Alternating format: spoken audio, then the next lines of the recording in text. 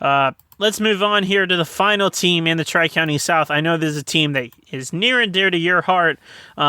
It's going to be the West Greene Pioneers, a team that was probably playing as good as any team in the conference at the end of the year last year. They got a new shiny toy in Colin Brady at running back. What are your thoughts here on the West Greene Pioneers entering the season? I think this team is in win now mode. They have basically the whole team back from last year.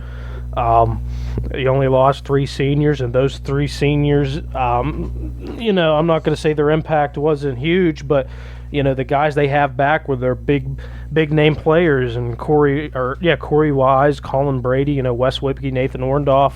They got the whole offensive line back. That's going to be huge. I think this is the West Greene team that could win another section title and bring it home to Rogersville. Yeah, it's interesting because, we talk about this every year with Brian Hansen, is if he's finally going to become the balanced, kind of attack that he wants to do, or he's going to be able to throw the ball and run the ball. And you got Whipke coming back a quarterback now. So he's got a returning starting quarterback, which I guess he could have had last year, but he ended up going with Whipke in camp. But does that hold any weight for you that maybe they're going to be able to use some of the weapons on the outside and, become that more balanced attack that, that might be able to expose some of the weaker secondaries? Yeah, I totally agree. I think that they will open it up more because he's got more of a veteran team. The first year he was here, he had a veteran team with guys like Ben Jackson, Colin Walker, and all them. But that was he just worked with what he had. He had something great. There was no need to implement his offense. He knew what he needed to do. Now these guys, he's implemented his offense. They're more into his offense. They've ran it for a year. They got it a year under his belt. Now it's a time to perfect that offense. And I think that's what they're going to do this year. Like I said, last year you're going to see a different offense from Brian Hansen. This year you'll see an even more different offense from Brian Hansen. More developed offense with these players that have bought into the system. And I got a little bit of a trap question for you because, Brian Hansen has not been afraid to bench his quarterback or switch his quarterback or whatever. He started 2 years ago with Gavin Scott, and it didn't end up very well. He put in Orndorff, and then last year Whipke beats out Orndorff in camp, and Whipke plays the whole season. Is he the type of guy where, I'm going to ask you, does Whipke inspire confidence in you that you think he might be able to play that entire season, and if he struggles, is Orndorff that guy that might be able to step in? Well, there's one nice thing that Orndorff can step in.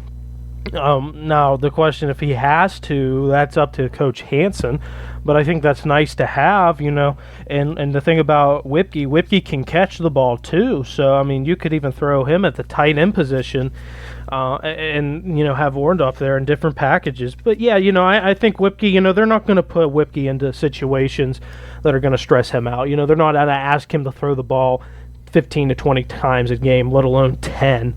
So, his main duty is going to be get the ball to the playmakers, get the ball to Colin Brady, get the ball to Corey Wise, and give it to Nathan Orndorff every once in a while. So, no, I think Wes Whipke will be fine at quarterback, and I think he'll play every game, pending an injury, which I hope doesn't happen, obviously.